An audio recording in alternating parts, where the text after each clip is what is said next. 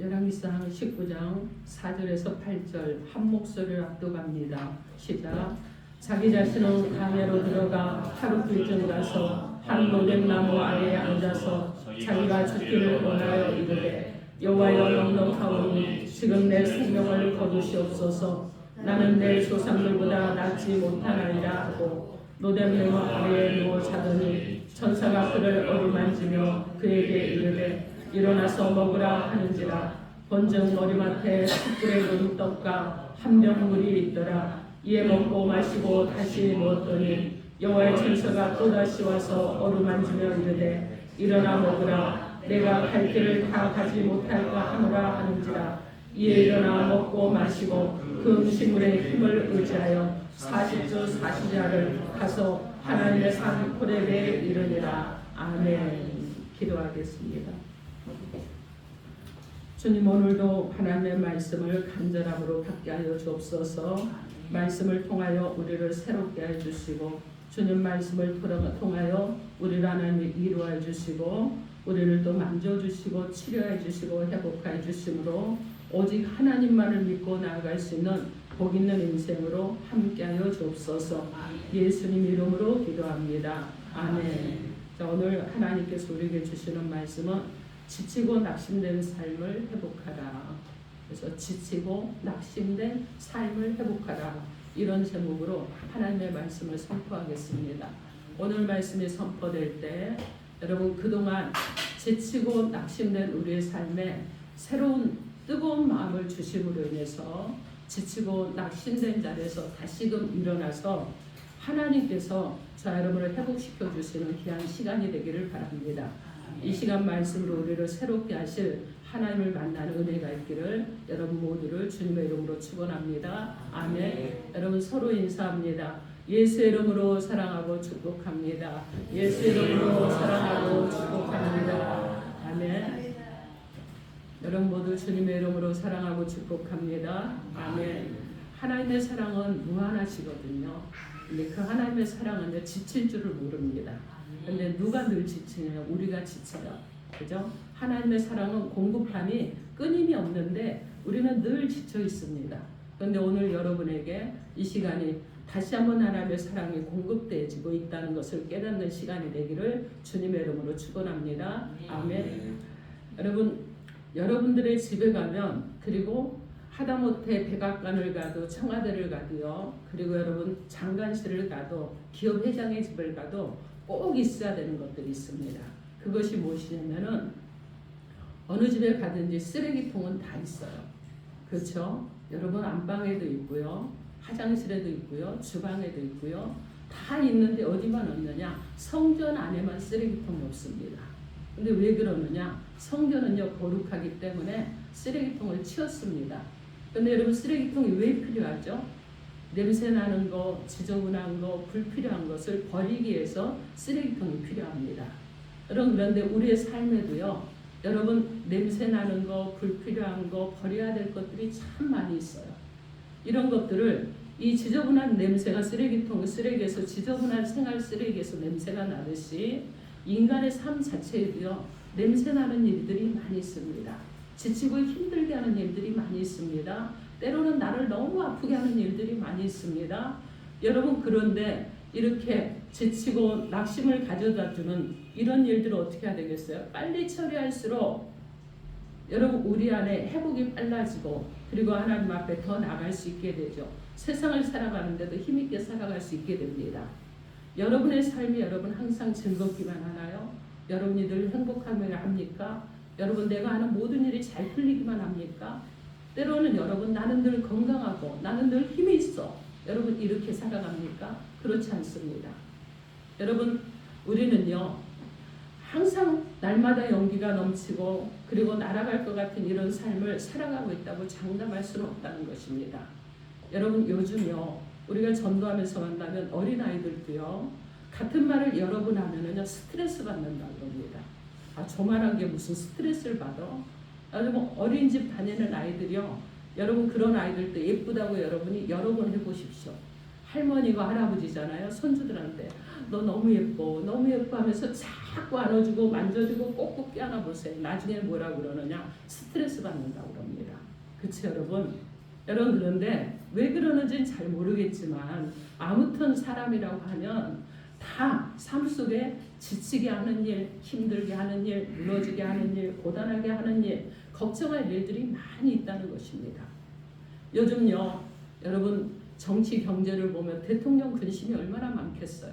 장관은 근심이 얼마나 많겠습니까? 여러분 기업 회장은 또 근심이 얼마나 많겠습니까? 그 자리에 있으면 돈도 많고 여유도 있고 명예도 있고 아주 그냥 누리면서 살 것 같은데 여러분 그렇지 않죠. 그 자리에 있어도 지치고 낙심된 일이 일어나지 않겠습니까? 오늘 우리는 그런 신분을 갖지는 못했지만 지치고 낙심된 삶을 살아가고 여러분 그들은요 그런 신분을 가졌기 때문에 오히려 늘 어떠느냐 늘 평안하고 기쁘게 살아간다고 말하지 못합니다. 전도서 5장 10절과 12절 말씀에 은을 사랑하는 자는 은으로 만족하지 못하고 풍요를 사랑하는 자는 소득으로 만족하지 못하나니 이것도 헛되도다. 노동자는 먹는 것이 많든지 적든지 짐을 달게 지거니와 부자는 그 부유함 때문에 자지 못하느니라. 이렇게 말씀하십니다. 여러분 우리의 인생에 참된 주인을 만나야지만이 이 모든 것들이 평안해지는 거예요. 우리 인생에 참된 주인을 만나지 못하면 세상적인 명예를 가졌고 권세를 가졌고 재물을 가졌다고 할지라도 때로는 갖지 못했다고 할지라도 그것과 상관없이 지치고 낙심된 삶을 살아간다는 것입니다. 그 이유는 무엇이냐면 내 인생의 주인이 있는데 그 주인을 만나지 못했기 때문에 그래요. 내 인생의 주인이 내가 아닌데 자꾸 내가 주인이라고 주장을 하고 살아가기 때문에 그렇습니다. 여러분 내가 주인인 줄로 착각하고 내 마음대로 생각합니다. 내 마음대로 계획합니다. 내 마음대로 살아가려고 하니까 자꾸 지치고 스트레스를 받고 그러다 보니까 낙심되고 낭망하고 좌절하고 도망가고 싶은 마음들이 일어나는 거예요. 그러면 지치고 낙심된 우리의 삶을 회복시키려면 우리는 어떻게 해야 되겠습니까? 지치고 낙심된 우리의 삶을 회복하려면 인간의 약함을 어루만져 주시는 하나님의 손길이 필요합니다. 우리의 약함을 어루만져 주시는 하나님의 손길이 필요합니다. 오늘 본문 7절에서 8절 말씀 우리 함께 합독해 볼까요? 7절에서 8절 함께 합독합니다. 시작. 여호와의 천사가 또다시 와서 어루만지며 이르되 일어나 먹으라. 내가 갈 길을 다 가지 못할까 하노라 하는지라. 이에 일어나 먹고 마시고 그 음식물에 힘을 의지하여 40주 40일을 가서 하나님의 산 호렙에 이르니라. 아멘. 이 말씀의 배경이 있습니다. 북쪽 이스라엘에 아합 왕조가 들어서면서 하나님을 믿는 이스라엘 땅에 바알이라는 우상을 섬기는 왕이 이 일들이 활발하게 일어났습니다. 그것은 무엇이냐면 왕후가 이세벨인데 이 이세벨이요 바알을 숭배하는 여자였어요. 그래서 어떻게 하느냐 하나님을 섬기는 것이 아니라 바알을 숭배하는데 적극적으로 왕비가 앞장섰기 때문에 이스라엘 전역에 바알을 숭배하는 사람들이 많이 일어나게 되고 저녁에 바알이 신상이 세워졌고 그러면서 하나님을 믿는 사람들이 핍박을 받게 되는 이런 일이 일어났습니다. 이렇게 이스라엘 땅에 바알 숭배가 만연해 있을 때 거기에 맞서 싸운 사람이 있어요. 그 사람이 오늘 본문의 주인공인 바로 엘리야 선지자였습니다. 엘리야 선지자는요 아합 왕과 이세벨에게 하나님을 버리고 바알을 섬기는 것은 잘못된 것이라고 책망을 했습니다. 그래서 아합 왕과 이세벨은요 엘리야를 미워하고 죽이려고 했습니다. 그러던 중 엘리야가 아합 왕에게 하나님이 참신인가 아니면 바알이 참신인가 우리 한번 대결을 해보자 이 제안을 했어요. 갈멜산에서 제단을 쌓고 그리고 대결을 했는데 엘리야의 제단에 불이 임합니다. 그리고 하나님이 참신이라는 것이 증명이 되고요. 엘리야가 이겼습니다. 그러고 나서 어떻게 했느냐 바알을 숭배했던 450명을 죽였습니다. 이렇게 엘리야가 바알 바알을 숭배했던 자들과 대결해서 승리함으로 기뻐하고 감격하면서 이제는 북이스라엘의 하나님 신앙이 회복될 것을 기대하고 있었습니다. 그런데 여러분, 이 왕후 이세벨이요, 자신이 아끼던 바알 숭배하는 이 사람들이 엘리야에 의해서 죽었다는 소식을 들었습니다. 참패를 당했습니다. 그런 소식을 듣고 이세벨은요, 즉각 엘리야에게 사람을 보냅니다. 그래서 죽이겠다고 합니다. 이 소식은요, 엘리야가 갈멜산 대결에서 이기고 그리고 북이스라엘로 새로운 신앙의 개혁이 일어날 것으로 기대에 차 있었던 엘리야에게는 정말 낙심된 그런 소식이었습니다. 이렇게 지치고 낙심되게 되는 일이 비록 엘리야에게만 일어나는 일이 아닙니다, 여러분. 영적으로 강한 사람이었던 엘리야에게도 이런 일이 일어났어요. 여러분, 이 일이 그에게만 일어나는 일이 아니라는 거예요. 우리 모두에게 일어나는 일들이라는 것입니다. 여러분, 일이 잘 돼서 승리할 것 같고 그리고 이제는 고생이 끝이라고 생각을 하는데, 그래서 기대감에 부풀어 있는데 그 기대감을 꺾어버리고 그리고 지치고 낙심하게 만드는 일들이 생긴다는 것입니다. 엘리야는요, 이세벨로부터 자신을 죽이겠다는 소식을 들었을 때 낙심이 되었습니다. 그리고 아무도 없는 광야로 갑니다. 노뎀나무 아래 지쳐서 쓰러져 있습니다. 그리고 하나님을 향해서 말합니다. 내 생명을 거두어 달라고, 죽고 싶다고 하소연을 했습니다. 문제가 너무 심각합니다. 하나님, 나 죽고 싶습니다. 내 생명 좀 가져가 주세요. 이렇게 지금 하소연을 하는 거예요.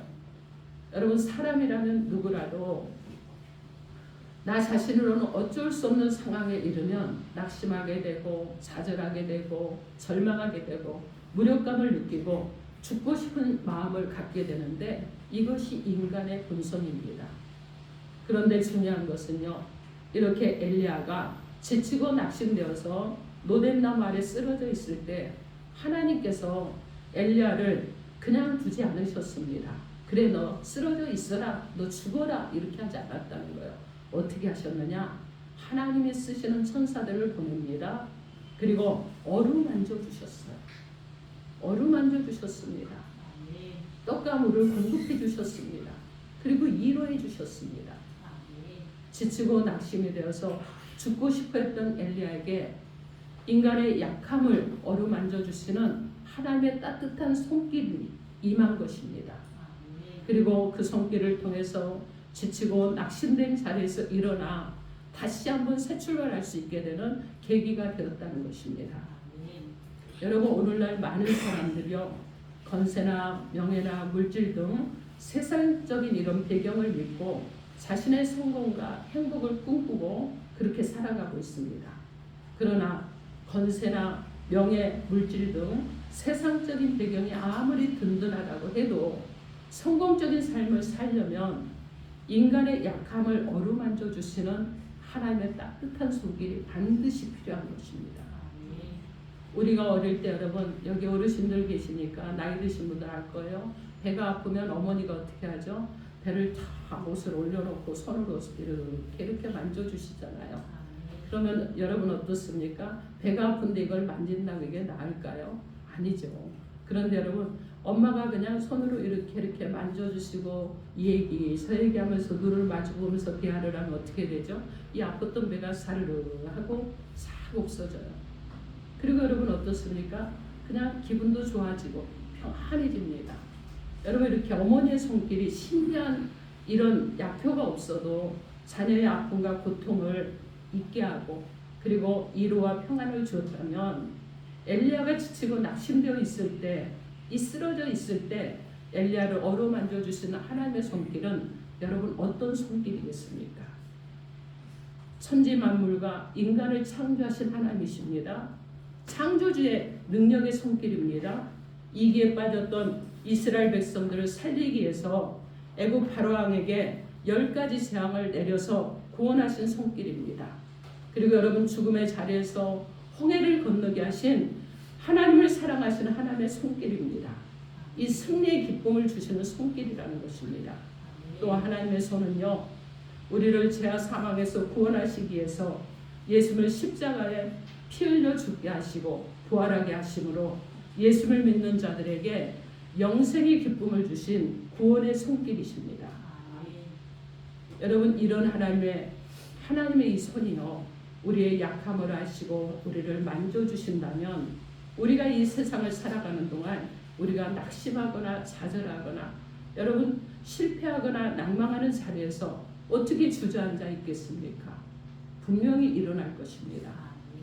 그러므로 우리에게 물질이 있어도 우리의 약함을 아시고 어루만져 주시는 우리의 주인 되신 하나님을 믿어야 되고, 우리에게 건세와 명예가 있어도 우리의 약함을 아시고 어루만져 주시는 인생의 주인 되시는 하나님을 믿고 의지해야 되는 것입니다.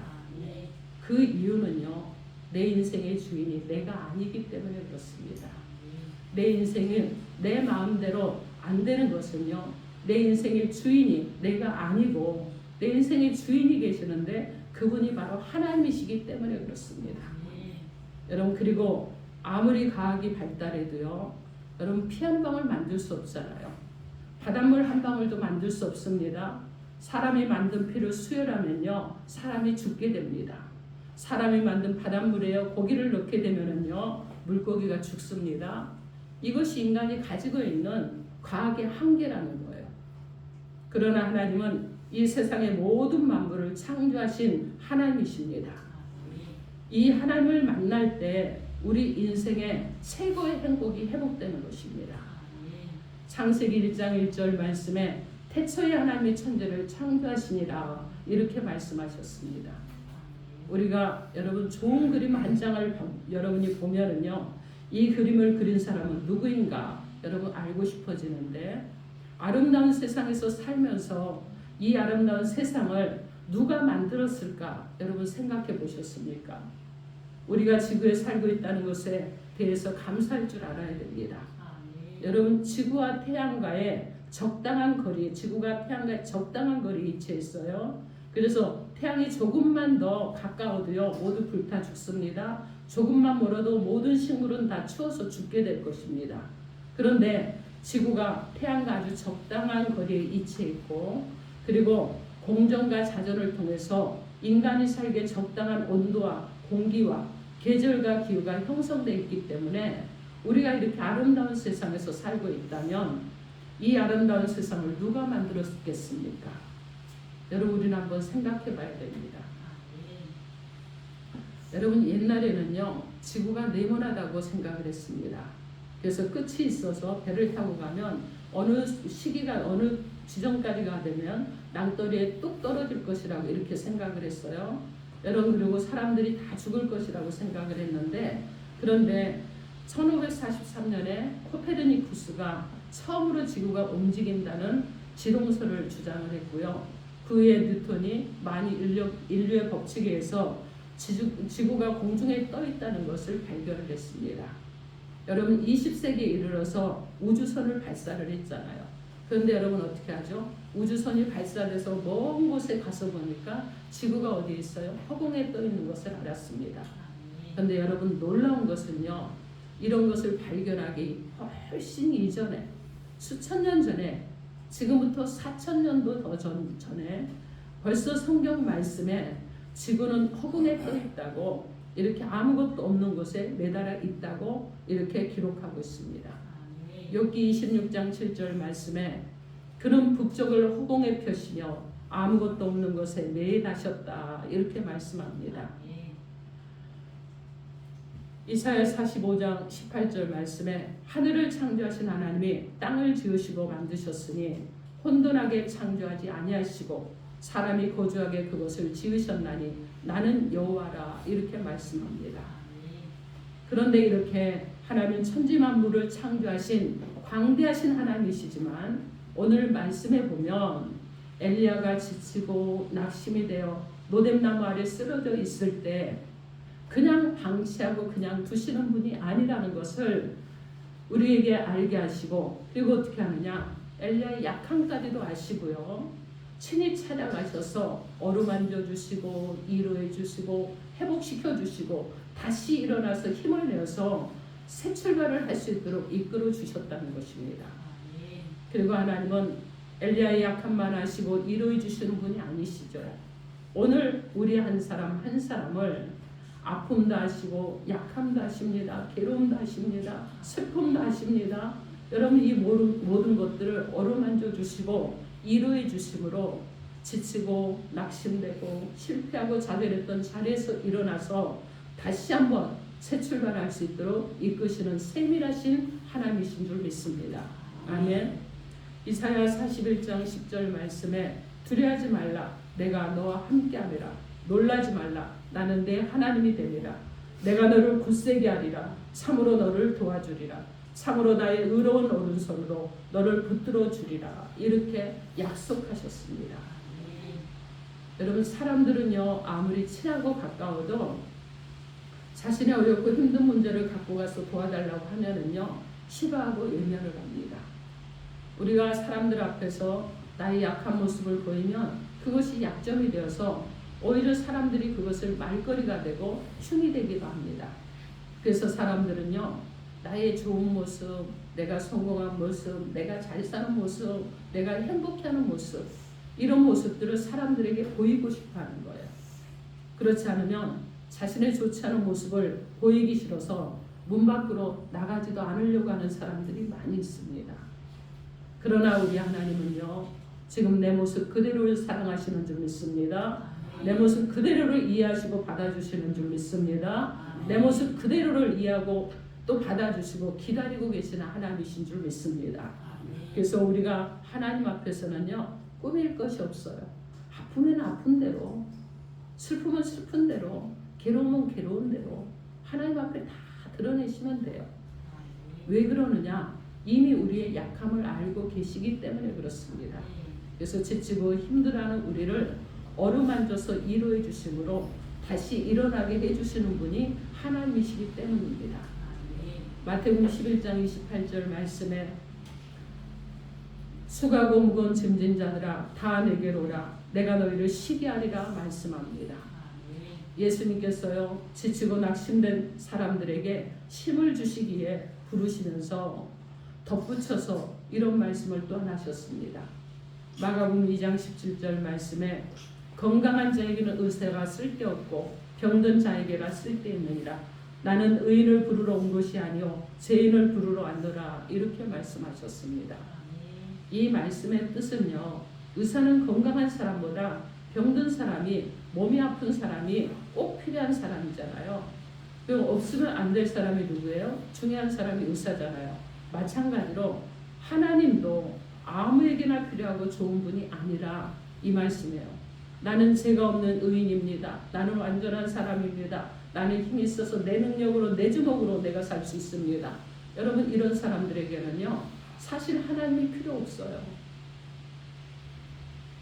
이런 사람이 여러분 하나님을 믿기는 또 쉽지가 않습니다.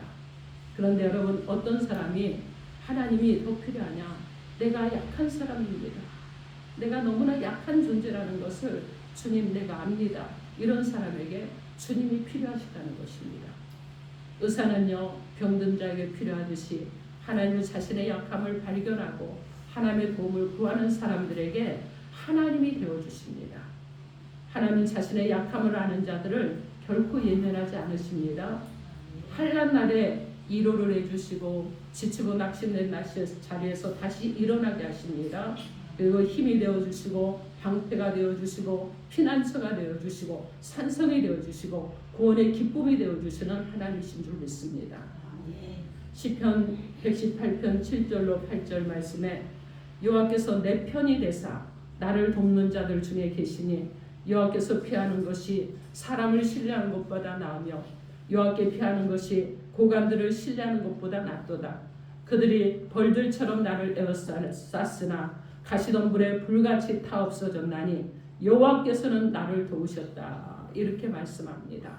그 하나님 어떤 분이십니까? 나의 능력과 찬송이 되시는 분입니다. 나의 구원이 되시는 하나님이신 것입니다. 이 시간 여러분에게 혹시라도 살아가면서 지치고 또 그로 인해서 삶의 의욕을 잃고 낙심 중에 있는 분이 계시다 그러면 인간의 약함을 어루만져 주시는 하나님을 의지하시기 바랍니다. 그분을 믿으시기 바랍니다. 여러분 그 하나님을 믿으시면 하나님께서 여러분의 위로해 주시고 샘을 주시고 일으켜 주실 줄 믿습니다. 아멘. 이 시간 여러분이요 정말 힘이 들다 그러면 여러분 내게 평안이 없고 내게 괴로움이 늘 있고 내가 지쳐 있고 낭망이 있다 그러면 여러분 이 평안함을 주시는 예수 그리스도를 만나시기 바랍니다. 그분은요 여러분의 모든 삶을 주관해 주시고 여러분이 과거에 걸어왔던 괴로운 인생, 우리 인생이 시편에 보면 우리 인생의 자랑은 고생뿐이다 이렇게 말씀합니다. 고생 중에서 어려움 중에서 힘든 중에서 살아오셨던 모든 삶에 여러분 예수 그리스도를 만남으로 그분과 함께하기 시작하는 그 순간 하나님께서 여러분을 새롭게 해주시고 여러분 마음의 평안도 주시고 참으로 행복된 새로운 행복의 축복이 되고 그리고 행복이 시작이 되고 축복이 시작이 되는 귀한 시간이 될 줄 믿습니다. 그러므로 주 예수 그리스도를 믿으십시오.